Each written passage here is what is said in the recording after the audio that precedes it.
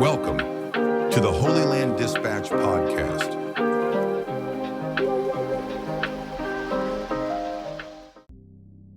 Hello and welcome back to the Holyland Dispatch podcast. Today, I'll try to address another one of those lies the Israeli left perpetuates and the global left happily picks up on. The ridiculous claim that Netanyahu was or is a divisive and inciting leader who constantly slanders or uses divisive speech towards his political opponents. A shortish video made its way to my social media stream and gave me the opportunity to start formulating an answer to those bogus claims. We will start with a riddle. What do fact-speaking leftist pundits on American TV and Snow White have in common? Neither are real. Well, you could make the case that dressing up as Snow White brings her to existence, but you can't make those clowns on TV tell the truth. John Oliver is no different. It seems like you can't go through a single week without catching those shills speaking blatant lies in order to smear their mortal enemies, people who think different to them. It was brought to my attention that Mr. Oliver went on yet another anti-Bibi rant. I'm not surprised, but I did watch it, and you know what? It's time for a little monologue of my own. I'd share the video here, but that would cause this video to be blocked, so instead you can follow the link to the post on X. It should come up on the screen and I'll have it in the comments below. Here's what Oliver had to say, and I quote, "He made his name campaigning against the historic Oslo Accords. They famously laid out a framework for Israel negotiating peace with the Palestinians, and Netanyahu in particular railed against the prime minister who signed those accords on Israel's behalf, Yitzhak Rabin. Bibi went scorched earth, even speaking at an infamous rally where the crowd burned images of Rabin in a Nazi uniform and chanted for his death. Just a month later, he was assassinated by a far-right extremist. Many blamed Netanyahu for stoking the anger that led to that assassination, including Rabin's widow." Oliver then cuts to a part of an interview with Leah Rabin. The interviewer asks, "To what extent do you blame Mr. Netanyahu for what has happened?" And Mrs. Rabin answers, "I blame him. In rally in Kikar Zion in Jerusalem, they showed him in the uniform of the Nazi," her words. "So Bibi Netanyahu now can say from here to eternity that he didn't support it and didn't agree with it, but he was there and it didn't stop it." Then Oliver continues, "Right. Now Netanyahu denies inciting political violence, and in his defense, it's not like he was filmed leading a mock funeral procession before Rabin's death with a coffin labeled "Rabin kills Zionism" in Hebrew. Except, of course, he was very much filmed doing exactly that." He then shows a clip and says, "There is Netanyahu right in front of one of the bluntest and most unfortunate metaphors imaginable." And he wraps things up by, "Honestly, the only way that could get any more on the nose is if he held a sign reading plausible deniability and burned that too." Wow, zinger. Now, allow me to break this absolute drivel down piece by piece. First, let's talk about those Oslo Accords where Israel was negotiating peace with Palestinians, shall we? It's true, Israel was negotiating peace. The problem was that the other participant was not. The other participant in these quote-unquote peace negotiation was merely bargaining the next phase of his hostile takeover. And yes, Bibi did object to those agreements, much like more than half of the population. I'll admit that I was still part of those who supported the two-state delusion back then. Our eyes were wide shut to all the horrific terror attack, the double talk and deceptive behavior of our peace partner Yasser Arafat, who spoke from two sides of his mouth. These Oslo Accords were passed in the Knesset on the back of a single vote coming from a defecting member who was bribed with a Mitsubishi car. Next, Johnny Boy says, Bibi went scorched earth. If by scorched earth you mean exercising his democratic right and duty to speak in public against a policy he strongly objected to, then yeah, I guess he did. Now, John, since I was actually here and you weren't, I know that that was all he did. He spoke at a few rallies, he spoke at the Knesset, he went around the country gathering support. You know, John, what politicians do. Let's continue. Bibi went scorched earth, even speaking at an infamous rally where the crowd burned images of Rabin in a Nazi uniform and chanted for his death. Just a month later, he was assassinated by a far-right extremist. I'm going to spend some time on this last bit, so you, John, can get a little educated, and so other listeners won't fall for the same ignorant traps you fell into. Let's start with the images of Rabin in a Nazi uniform. First, it was, and still is, an abhorrent behavior, which is not excused by anything. Now that we've made that clear, let's just mention the little fact that you didn't mention for some reason. You know, that those images were printed and distributed by a Shin Bet operative. Let me give you some context, John. We've known for a while now that a number of Shin Bet operatives were sent to settlements in Judea and Samaria with a mandate to incite the local population to violence. They embedded themselves in some communities, even marrying into some families in order to complete their cover. This is not a conspiracy. This is well-documented and investigated fact.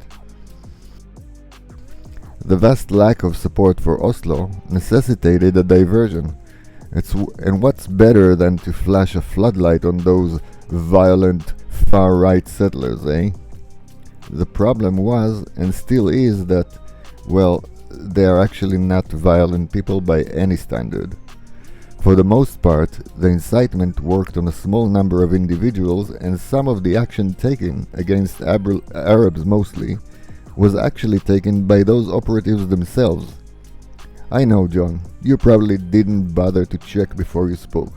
After all, facts, truth, those are foreign concepts in your circles. So here I am, happy to help.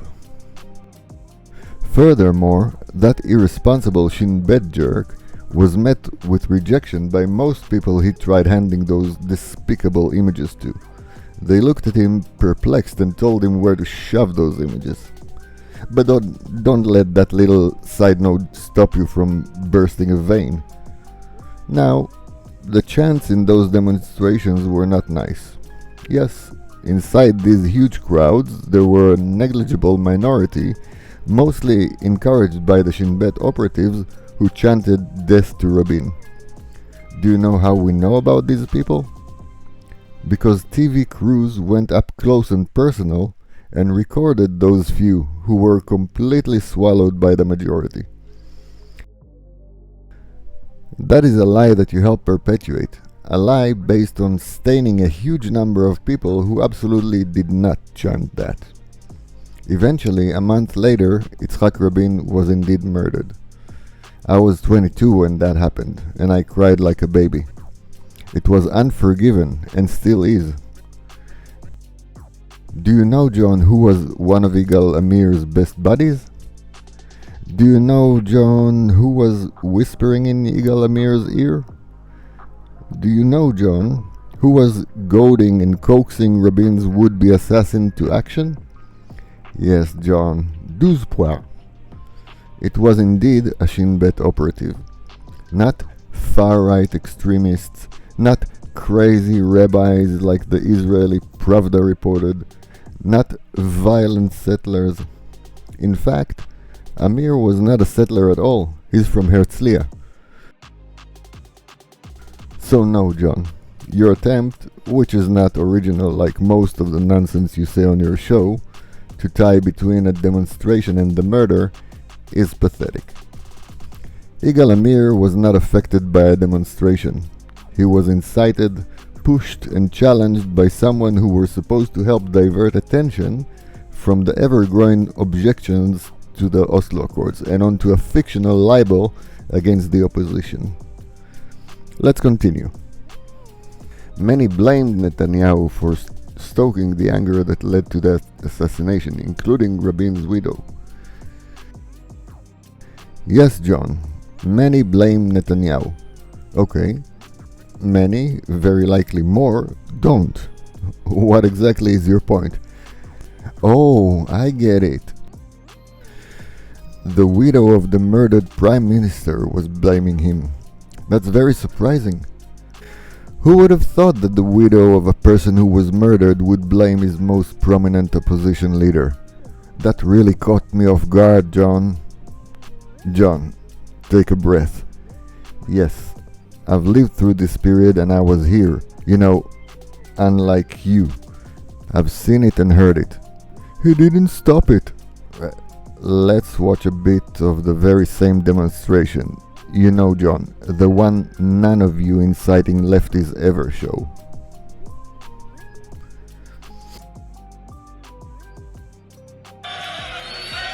הקריאות והנאצות כלפי רבין הביכו את מנהיג הליכוד ביבי נתניהו, שניסה ללא הועיל לתעל את זעם ההמונים לאפיקים תרבותיים יותר.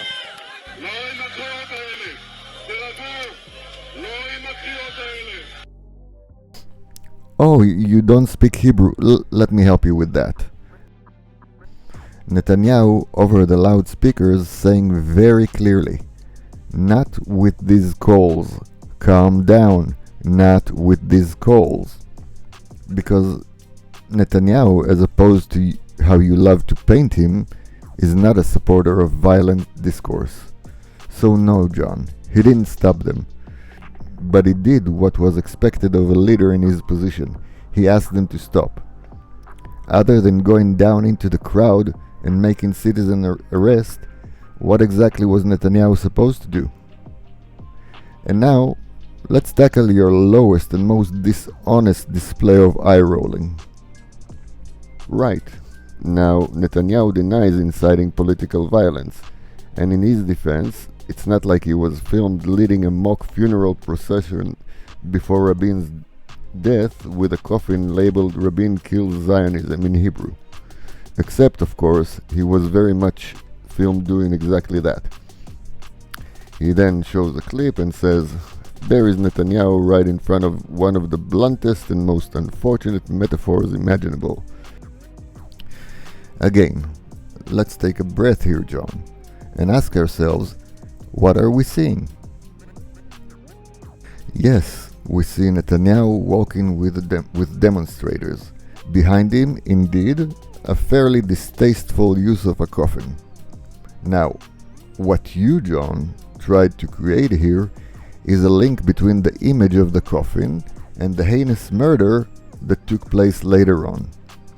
You wanted to plant the visual of this coffin, then jumps to Rabin's murder, making it seem like cause and effect, like causation or correlation. The problem, John, is that we're not quite as stupid as you seem to believe we are. While I agree that a coffin in a demonstration is distasteful, that was all it was. What was written on that coffin? It says, Rabin kills Zionism. Okay. Zionism is the sentiment, the striving and action toward the establishment of an independent state for the Jews in their historic homeland of Israel. Rabin signed an agreement that gives away large portions of said homeland to others. So, the demonstrators believed, with some very clear logic, that by signing this agreement, Rabin dealt a death blow to Zionism. So, what exactly is, how did you call it, one of the bluntest and most unfortunate metaphors imaginable about it? Again, taste aside, What exactly is the problem with stating that the Oslo Accord and the people who signed it are killing Zionism? Why the outrage, John? Why should Netanyahu disassociate himself from this message? Well, except for it being a mortal sin by being a different opinion to yours. And he wraps things up by, honestly, the only way that could get any more on the nose is if he held a sign reading plausible deniability and burned that too. Wow, zinger. Well, John, I hate to break it to you, buddy.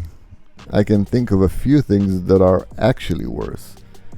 Since you seem to despise coffins, and hey, I'm with you on that, let me show you a clip.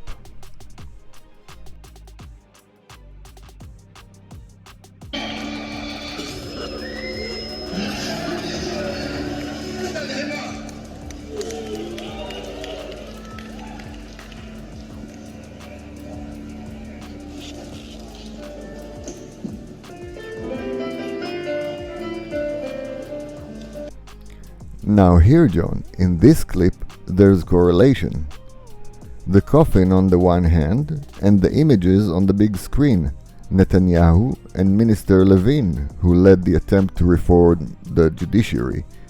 You know, a crime that according to this singer might warrant a certain penalty. But please, don't go on a rant against Shlomi. He's from the correct camp, the human rights camp, the democracy first camp, the camp that expects you to be democratic as long as you do it his way. And tell me, John, what might you find inside a coffin?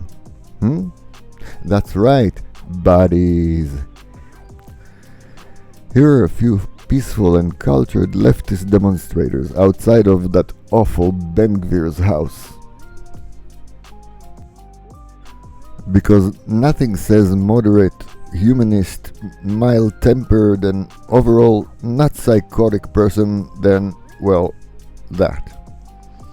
Do you remember, John, how earlier I showed you Netanyahu pleading with demonstrators to avoid using violent language? Let's see one of Israel's prominent opposition leaders, Yair Golan, dealing with some calls to him. מקיים קשרים עם קטר, הוא בוגד במדינת ישראל. בואו אני אספר לכם מי מחרב את ישראל. בואו אני אספר לכם.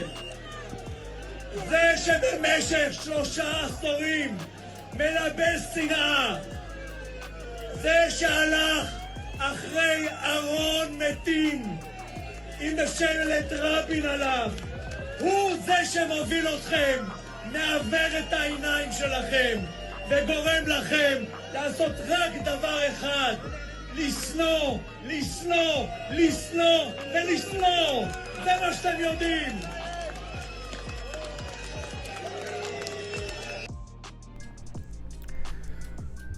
Well, there's a calm, cool, collected, level-headed individual calmly calling Netanyahu a traitor.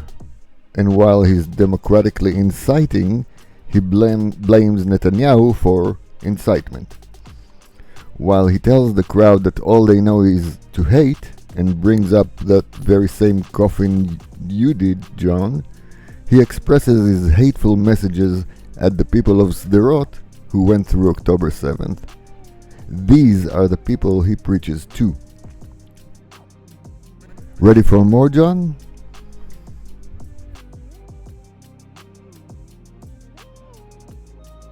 לראות מי אני פוגש את האפס, העבד כי ימלוך, רץ עבד כי ימלוך, קורא למשטרה, נכנס במפגינים, אפס, עבד כי ימלוך, נרוץ אחריך כל החיים, לא יהיה לך שקט, שנייה אחת, שנייה לא יהיה לך שקט, שנייה לא יהיה לך שקט עד סוף חייך, עבד כי ימלוך, אפס, אתה קורא לשוטרים, כן, אני סיירת גולני, לא אתה, אפס, אפס, אני ארוץ אחריך עד סוף ימיך.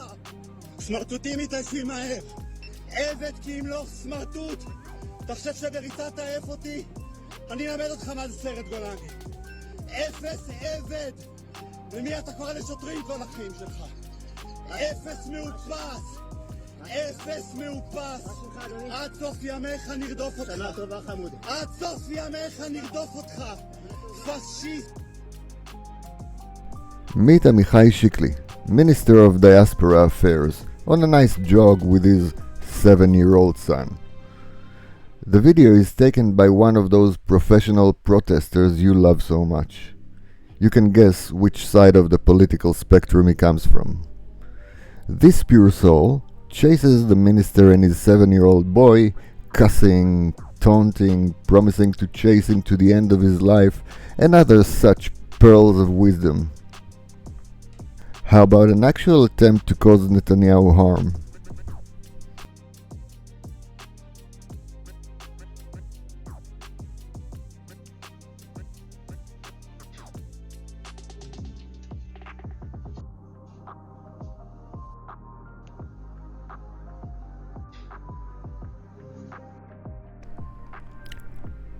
Okay, let me give you a tip here on how to counter this one.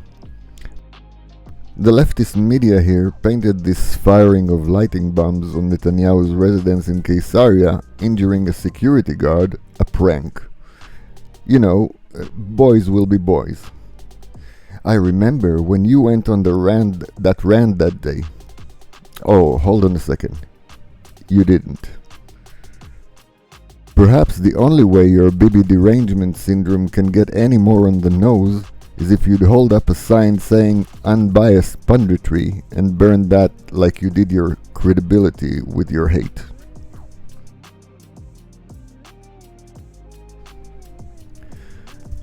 That's it for today, folks. Thanks again for joining us on the Holyland Dispatch podcast. God bless.